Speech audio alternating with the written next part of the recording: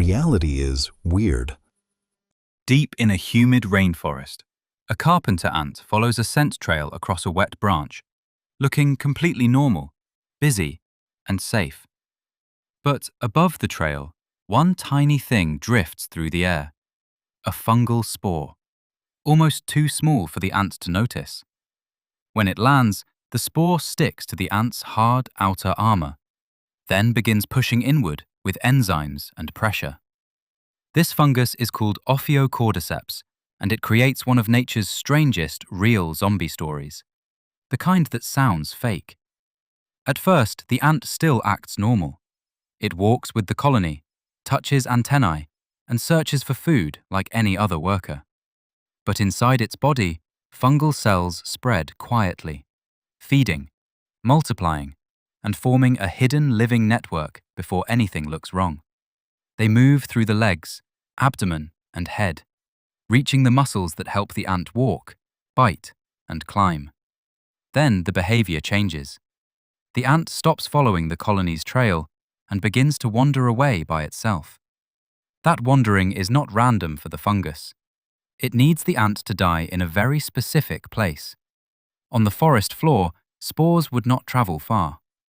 Inside the nest, the dead ant would likely be removed. So the infected ant climbs upward, leaving safety behind, toward humid leaves above the dark forest floor, as if following a command.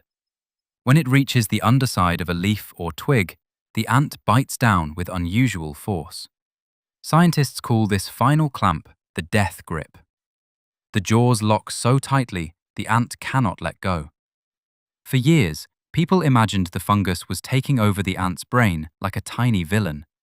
But research suggests something creepier. Fungal cells can surround the brain while leaving the brain itself uninfected.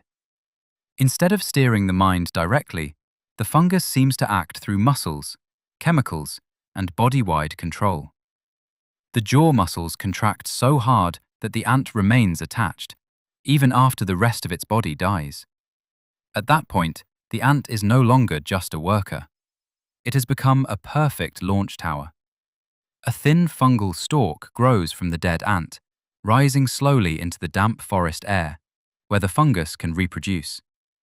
At the tip, spores develop. When they fall, they can land on other ants walking below, starting the cycle again.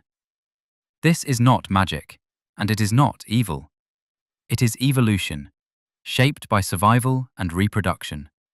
And no, this fungus is not waiting to turn humans into zombies.